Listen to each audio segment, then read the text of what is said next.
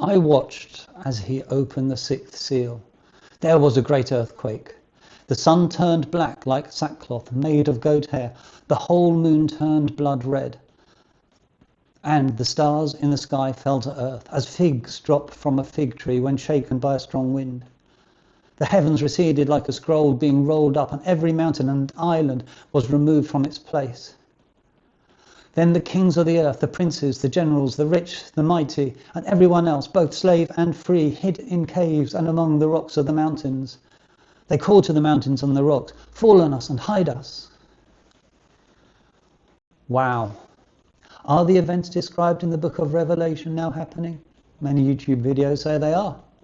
It was 2,000 years ago that St. John received a vision of the end of the world. He writes, "After this I looked, and there before me was a door standing open in heaven. And the voice said, 'Come up here, and I will show you what must take place after this.' At once I was in spirit." In spirit. So it was while John was in deep prayer in spirit that he received the vision of the rise of the Antichrist, the final defeat of evil, and the return of Christ. But Christianity has been saying the end of the world is nigh for the past 2,000 years. There is no better way to focus people's minds on God than to tell them that the end of the world is coming and that the only way to be saved is to attend church.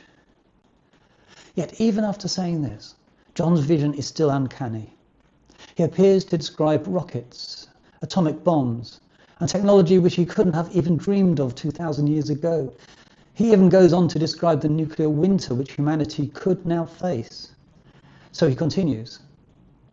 The first angel sounded his trumpet. How else would a first-century Christian describe a nuclear blast? And there came hail and fire mixed with blood, and it was hurled down on the earth. A third of the earth was burnt up, a third of the trees were burnt up, and all the green grass was burned up. Some theologians argue that John didn't really have a vision. He retold the prophecies of the Old Testament. But then if the Old Testament prophets also had the vision of the apocalypse, they would describe the same events, wouldn't they? Of course, prophecies also call into question the problem of free will. If the events that John saw in a vision 2,000 years ago are going to happen, if the end of the world is preset, then surely everything leading up to it must be also preset. If with the butterfly effect, the smallest changes in a butterfly's flight can cause a hurricane on the other side of the world, then everything we do, say and think must be preset. But if so, where is our free will? Or is it just that we do have free will, but we'll end up there anyway? Yes, John undoubtedly drew on symbolism of his own Christian culture, but time and again, John says that he has written down exactly what he saw in the prophecy, even if it is completely ridiculous, and even if he didn't understand it. For example, John seems to be describing modern drones. He writes, "And out of the smoke locusts came down on the earth, and were given power like that of scorpions of the earth. They were told not to harm the grass of the earth or any plant or tree, but only those people who did not have the seal of God on their foreheads. The locusts looked like horses prepared for battle. Their faces resembled human faces. Their hair was like woman's hair, and their teeth were like lions' teeth. They had breastplates like breastplates of iron, and the sound of their wings was like the thundering of many horses and chariots rushing into battle." Man-tormenting metal locusts? That must have raised a few eyebrows among first-century Christians. But here I'm on home ground. I appreciate John's predicament. Just as John entered into the Spirit to receive the prophecy, so the living water exercises are a powerful way to enter the Spirit. Sometimes, while in Spirit, just as we have to be careful what we believe, we also have to be cautious about what we discard. For example, a drone with hair like a woman and teeth like a lion.